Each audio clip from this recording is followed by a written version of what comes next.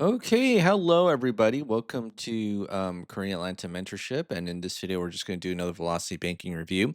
Now, I know there are some of you who get really excited learning about this topic for the first time and want to share with friends and family. And several of you independently have like reached out to me and told me, "Hey, man, I try to like tell my friends and family, and they just kind of blanked out on me and weren't even listening and like, oh, debt freedom and all that." And you know what? Listen, I've been there, done that, right? So there's a saying that the more personal the experience feels, the more universal it actually is. So when you tell me something like that, it's like, oh, I've already felt that, even though it's completely new to you. And what's funny is that I've asked ChatGPT this several times. Like, why is it when I ask like my friends and family about like or velocity banking or how I paid off my debt, they're not even like remotely interested in just like learning about it, right? Like, learn about it, prove me wrong. And we'll just have a discussion. I'll just tell you how it works and lines of credit. Oh, did you know like a personal line of credit even exists? Like, I didn't even know that when I learned velocity banking. And so we'll just kind of ask ChatGPT, why is it when I try to tell others about velocity banking, all I get is a blank stare and people don't even try to learn about the subject, even to prove it wrong, right? Let's see what answer we get.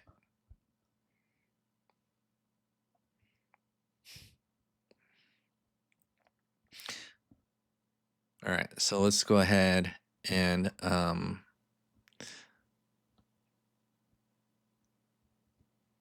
play this. It sounds like you're running into a mix of skepticism, financial conditioning, and cognitive biases. Here are a few reasons why people might react with a blank stare when you bring up velocity banking. Hasana 1. Unfamiliarity and complexity. Most people aren't familiar with financial strategies outside of traditional banking and budgeting. Velocity banking involves leveraging a HELOC, cash flow, and strategic debt payments, which can seem complicated or even counterintuitive at first. If they don't understand it within the first minute, they may mentally check out. 2. Skepticism and fear of scams. A lot of people have been burned by too good to be true financial advice. Since velocity banking claims to pay off debt faster, some assume it's a gimmick or scam without actually investigating the math behind it. 3. Traditional money mindset. Society has ingrained traditional financial advice. Debt is bad. Just pay it off monthly. HELOCs are risky. Stick to the 30-year mortgage and pay extra if you can. Challenging these beliefs can make people uncomfortable, so they reject new ideas outright. 4. Lack of financial literacy. A surprising number of people don't understand how interest works, how banks profit, or how to optimize cash flow. If someone doesn't know the basics of amortization versus simple interest, then velocity banking will sound like gibberish. 5. Mental effort and resistance to change. People are busy. If they feel their current system works well enough, they won't put in the effort to analyze a new method, especially one that requires tracking cash flow and leveraging credit differently. What you can do instead? Rather than trying to explain everything up front, try this. Ask questions first. What if there was a way to cut your mortgage in half without paying more each month? Use simple examples. Walk them through a small example, maybe with their own numbers. Show proof. Real case studies or personal results can make a huge difference. Ease their fears. Address their concerns about risk, interest rates, or bank fees in a non-defensive way. Most people won't change their minds instantly, but planting a seed might get them curious enough to come back later. Have you had anyone eventually show interest, or does the resistance stay constant? Okay, here's my follow up to that. So, if they feel their current system works well enough, they won't put in the effort to analyze a new method. So, let me just do a follow up question. Aren't most people broke and living paycheck to paycheck? So how can the current system work well? What did ChatGPT say? Work well enough for them.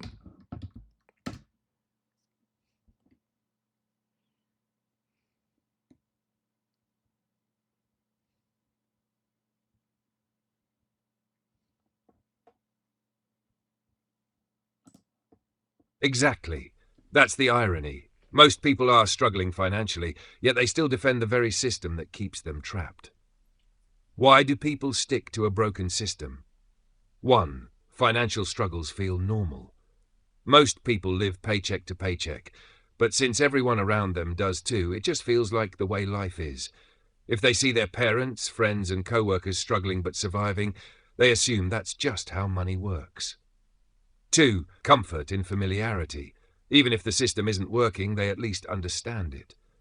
The idea of changing their approach, using a HELOC, tracking cash flow differently, leveraging velocity banking, can feel overwhelming.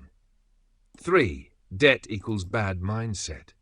Society teaches people to fear debt, so the idea of using debt as a tool, like in velocity banking, sounds counterintuitive.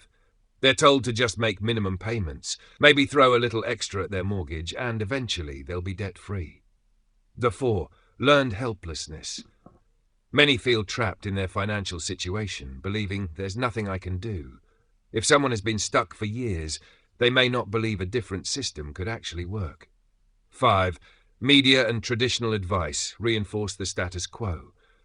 Financial experts on TV and mainstream sources push 401ks, budgeting, and slowly paying off a 30-year mortgage. The banking industry profits from keeping people in debt longer, so they aren't going to promote strategies that help people pay things off quickly. How can you break through? Instead of telling them outright that the system is broken, ask thought-provoking questions like, if the bank makes billions off the way we borrow, do you think they really want us to pay off debt fast? Why do banks offer 30-year mortgages instead of 15-year ones by default? What if you could pay off your mortgage in 5 to 7 years without making extra income? If they start questioning things themselves, they're more likely to be open-minded. You're up against years of conditioning, but some people will be willing to listen once they see the cracks in the system. Have you had any success getting through to someone, or is the resistance always the same? I actually don't like this question when it comes to velocity banking because velocity banking is essentially extra payments, but I see it more as a holistic strategy than rather than paying off your mortgage. And I always love to show people who are completely flat broke, right? So who are completely flat broke. I can't even say flat. I'm trying to say fat broke. Maybe I would say fat broke. Maybe it seems more serious. Who are completely fat and broke.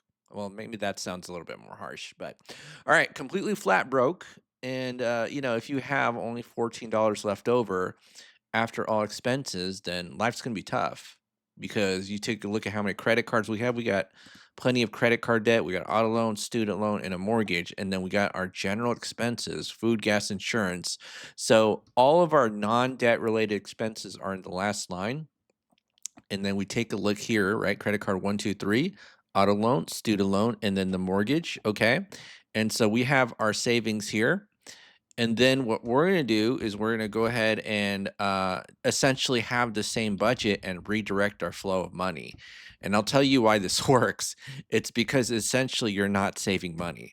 That's really what it is. And if you do it in the right order, you can easily not save money and not lose control of your money.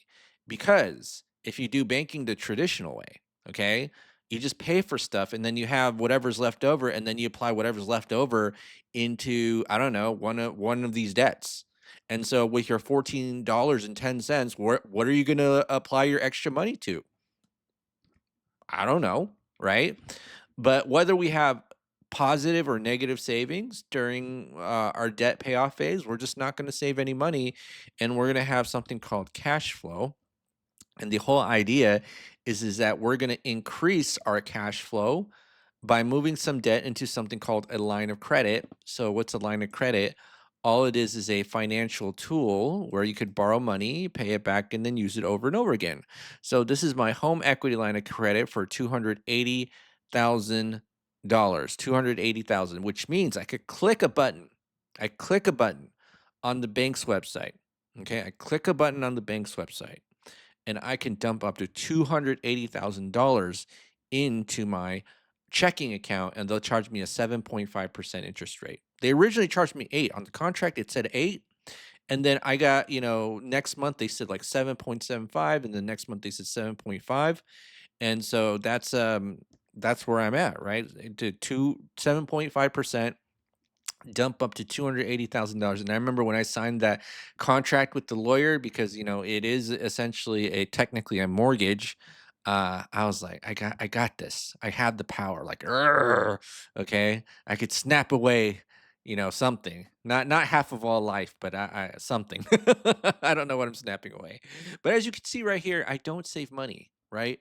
No money saved. No money saved. You put your entire income here and then it just goes out into debt, which for the most part will be our line of credit.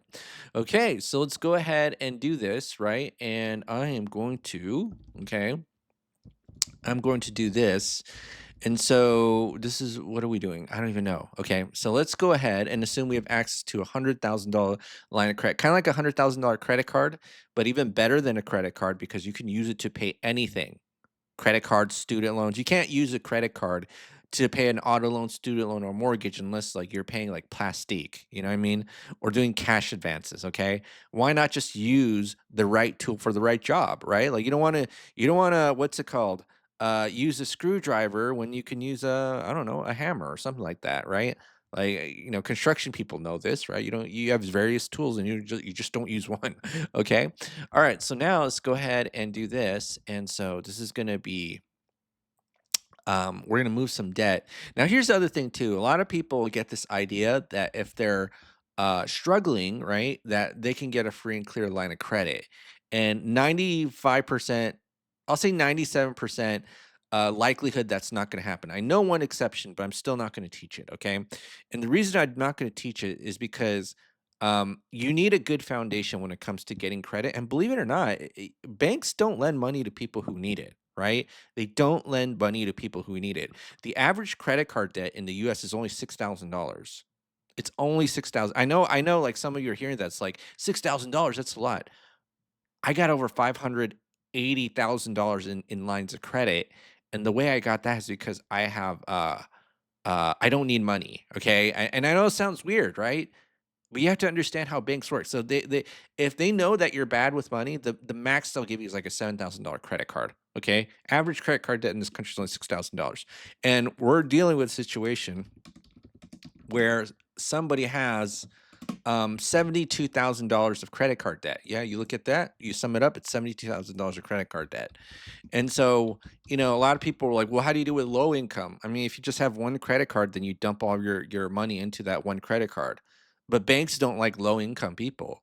Banks don't like people who need money, right? So let's just get that out of the way. All right, so let's go ahead and do this, and I'm going to move $72,000 of the credit cards into the line of credit. And guess what happens here? This is where my clickbait moment happens, which is look at this 1410. And these three payments just simply go away because we moved that into the line of credit. And look at this, wablam, wablam, wablam. And we literally went from $14 to $2,406.60, right? If we're gonna make an extra payment here of $14, where are we gonna make it? That's ridiculous, right? That's ridiculous. All right. And so now what we're gonna do is we're gonna move this entire paycheck, 6,300, into the line of credit. We take our expenses out and then we rinse and repeat over and over again. So after every single month, the balance of the line of credit is going to go down $2,406, right? So let's go ahead and do this. And all right, so this is going to be to get the next month's balance, it's the previous month's balance, previous month's interest. Yeah, you combine these and then you subtract your cash flow. So what's our cash flow right here? It's 2406.6. And then we're going to take the interest, which is going to be based on the average daily balance, right? Average daily balance. If you don't know how they calculate it, the average daily balance, or I'm sorry, the interest is average daily balance, and this is just an estimate.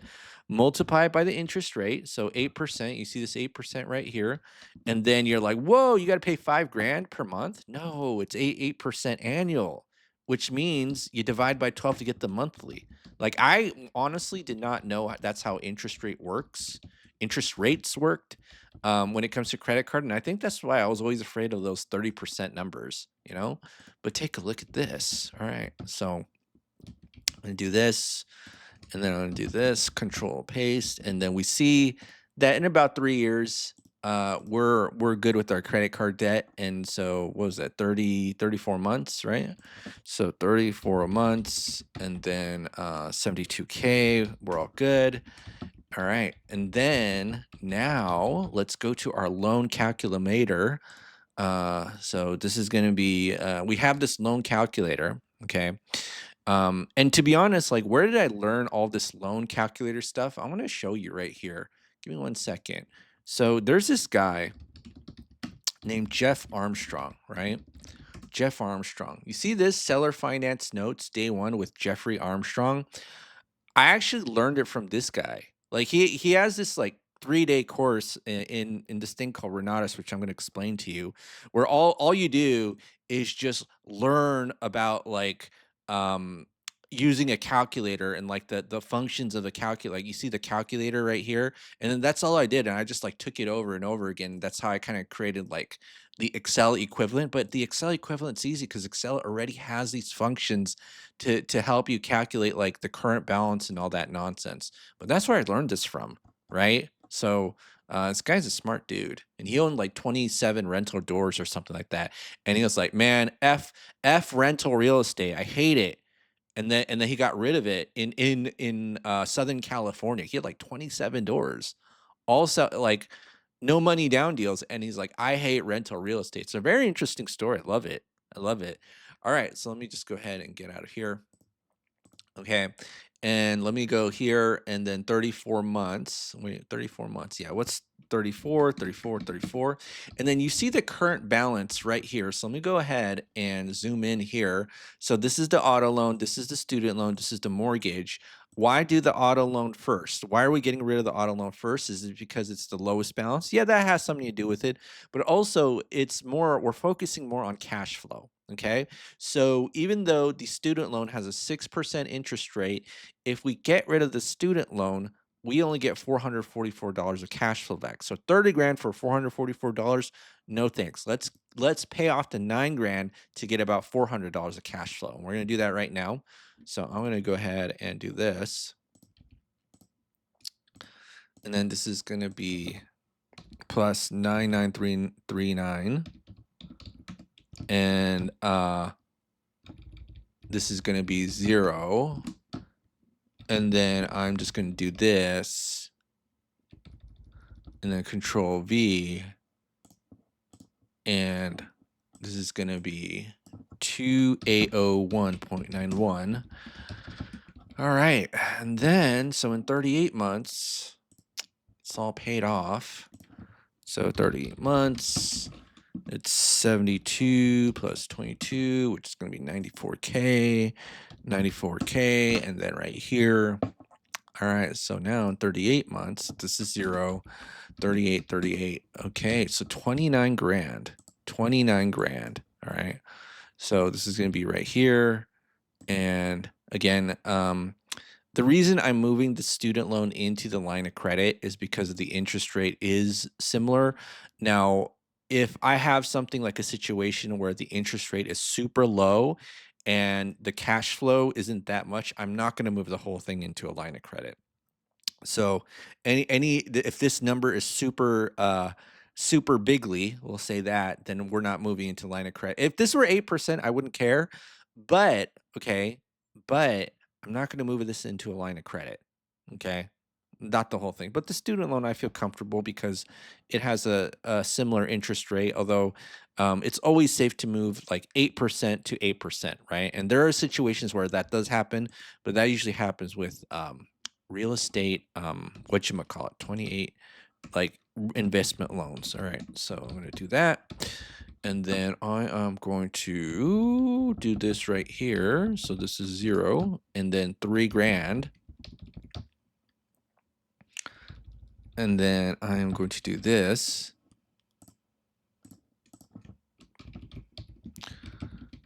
All right. So now this is 3245.99. Okay. And then I'm going to go ahead and copy that. And then this is going to be 47, right? 47 months. All right. 47 months. And then this is going to be 94 plus 40, which is going to be 134K. And then that's going to be mortgage right here, 47 months, and then $228,000. Now, there's two ways that you could just pay off the mortgage. Is one is you just simply use the extra cash, right? Now, how many people do you know who have extra cash and just directly dump it into a loan?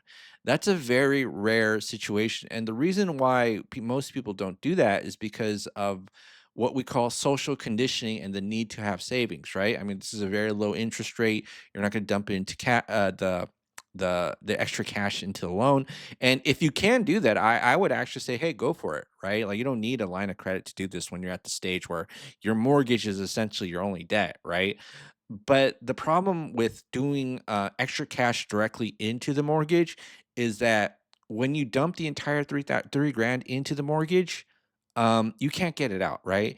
And not only that, you don't want to do something called segregate your income. So this is what why people might get confused is that okay, I dumped the entire 3 grand into the mortgage.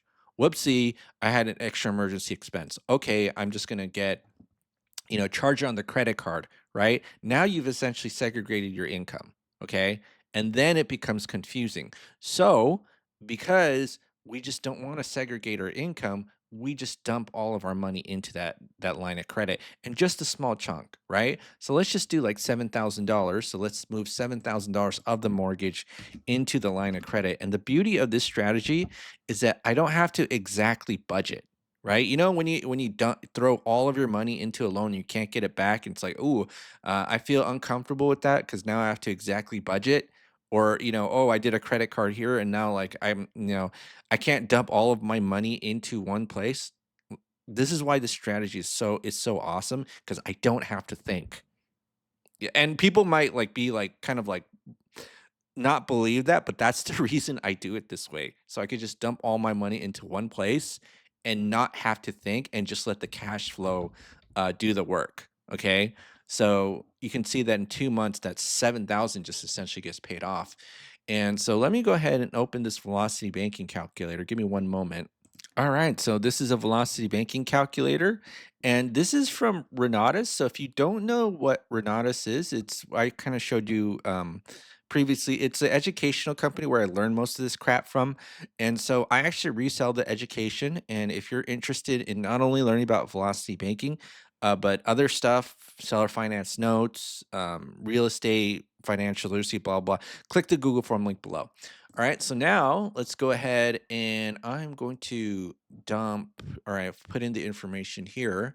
So that's the cool thing about this velocity banking calculator, 250,000. And then this is going to be, I don't even know, what month am I in? 228632.43. 228632.43 and 30, and then this is going to be 3%. 1054.01, 1054.01. We'll use the 8% line of credit. And then I don't even know what's going on. What is going on? All right. Oh yeah, my on monthly income is 6,300.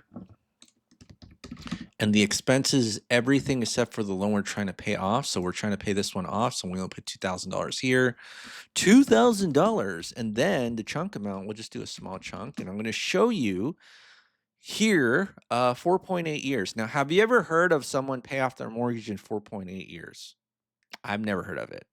But I have heard of people paying off their mortgage in 2 years and 9 months. You know who that is? That's me, right? I actually paid off my mortgage in 2 years and 9 months back in 2024, and I was like, "All right, well, I'm doing it." Never paid it off in 4.8 years, but I certainly paid it off in 2 years and 9 months. So when I try to tell other people, guess who gets the blank stares? And that's how I know it because I lived it, right? So we're gonna go ahead and do that. And then what else am I doing? I don't even know what I'm doing. I don't even know what I'm just kidding. 4.8 years. So one thing I want to demonstrate is why you don't move the entire thing 228 into a line of credit. So if I'm going to do a full replacement rather than chunk it out, yeah, I don't even know how to say it. Then you see that you just end up paying more interest, right? Do you want to pay 55 grand of interest or do you want to pay 17 grand of interest? Okay. I'd rather pay 17 than 55. And what's crazy is that if you decide that you're going to be an idiot and use a 30% credit card, look at this, 22 grand. It still beats, okay? It still beats doing a full replacement of the mortgage at 8%, right? Isn't that crazy? I didn't know that. I didn't know that until I took these classes and I didn't know what velocity banking was. So, yeah. All right. So now I don't even know where the F I am. Okay. So, let's go ahead and do this 0. And now it's $4,300. And then this is going to be 47 divided by 12 plus 4.8. And that's going to be about 8.72 years debt free. Oh my goodness. Oh my goodness. Can you believe it? It's like a clickbait video where we go from $14.10 to 4,300. Only if we had a line of credit. I only know one person who was able to get a line of credit, and that's because there's only one bank that I know of. And again, I'm not an expert at what banks offer what, that offers a home equity line of credit regardless of your income if you have an insane amount of equity. Okay. I only know of one bank that does that. But then, kudos to that bank because I know like, in this situation, it's like a lifeline, right? And so here's the thing. Here's what you have to think of a line of credit as. You kind of have to think of it as car insurance. Okay.